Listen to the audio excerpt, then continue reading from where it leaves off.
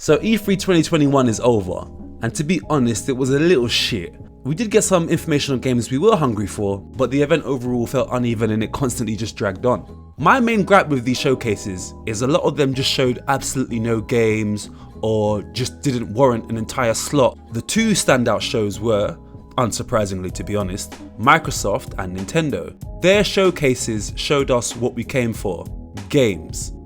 Admittedly, Microsoft's show was a little light on gameplay, but the games shown were interesting for the most part, whereas Nintendo showed off gameplay for nearly, if not all, of the games that they showed. But which games had us most excited? I have narrowed down the 5 games I am most excited to play, starting with Metroid Dread. This is apparently the sequel to Metroid Fusion, and I'm going to be honest, I haven't played any 2D Metroid game, nor have I completed any of the primes.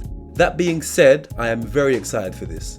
Apparently you're constantly being hunted by either that enemy that we saw in the trailer or enemies like it, or maybe just enemies in general. But yeah, I'm all for that. It's a nice spin on the actual formula itself. Someone like me who's never played the games in the past as well, it will be a brand new experience. But I'm all for it. Plus it comes out in just a few months. Halo Infinite. What? I was going home. There won't be a home if we don't stop the banished. Now, we've all seen the memes and the pictures and the flipping jokes about Craig, about the shit graphics and all that. I get it. Now, I'm a person who I personally don't give a flying fuck about graphics. Give me gameplay. Some of the most gorgeous games out there play like batty hole, whereas other games that don't look great play absolutely amazing. Now don't get me wrong, when you get a game that looks great and plays great, of course it's the best of both. But if you ask me what I prefer out of a game that looks pretty or plays brilliantly, it's a no-brainer. Microsoft did look a bit stupid talking about they had the strongest console and, you know, their kind of slogan was power, so to speak. And then you showed that. So I understand from that perspective, but from a pure gameplay perspective, and we are gamers, I wasn't mad at it. Now it looked quite the same, don't get me wrong, but it's been a while since we've had a solid Halo experience, so I'm all for this. Still no release date, but yeah, all for it. The online looked quite good. I did feel like they focused too much on the online. I would have loved to have seen a walkthrough. What I would have done, just to be a bit cheeky, was I would have shown the exact same walkthrough that I had done at the previous showcase, played it slightly differently just to show off what has now changed, but that's my opinion. Anyway, moving on. Starfield. What you found, it's the key to unlocking everything. This is a bit of a funny one because we got to see absolutely no gameplay. We only got to see a guy in his ship doing a couple things, sitting on a seat, pressing a few buttons. Robot walks past him, waves at him, then we saw, you know, a release date. Now, this has got me very excited simply because it's the first next generation Fallout / Skyrim type experience. I know it's a new IP set in space, but that's what Todd Howard said. All of this just works. It's not, I'm not kidding. I'm choosing to believe him. Anyway, so yeah, I'm all for this. What it sounds like it's going to be is right up my alley. My favorite kind of game, a sandbox game, you know, Skyrim in space, so to speak, next gen. For me, that ticks all the boxes. Creation Engine 2 got me a bit skeptical because Creation Engine is a piece of shit. It definitely needs to be killed. It needs to die a slow death. If the same limitations are still in place for the Creation Engine 2 that were in for the Creation Engine 1, I'm a bit but I mean, I'm still gonna play it, still gonna enjoy it, and I'm still looking forward to it. Hopefully, it's a return to form for Bethesda. Elden Ring. The tarnished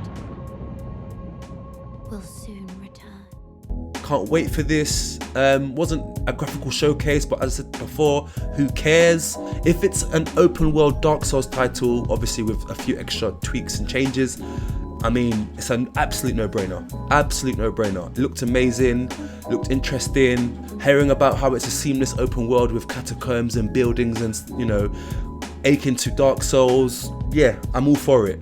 Recently played Demon's Souls, which was a good game, but it felt, you know, in comparison quite shallow in comparison to Dark Souls. Of course, I'm one of those people that their first Souls game was Dark Souls. Thank God it's got a release date. Yeah, I'm so bloody excited. This one's a bit obvious, to be fair. Top game of the show. Clearly, everyone knows what it's going to be. Danganronpa. Okay. Obviously, Breath of the Wild 2 stole the show. Yeah, I'm at a loss for words. That's generally unscripted. This is all unscripted as well. I'm just off the dome. Yeah, I'm lost for words.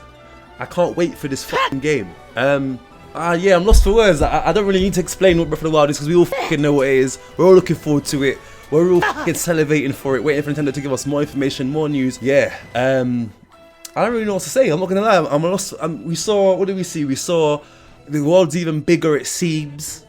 What I was hoping that they did was find a way to make the map feel fresh. Now, with the whole floating isles or islands or whatnot, that's definitely a way that they've done it.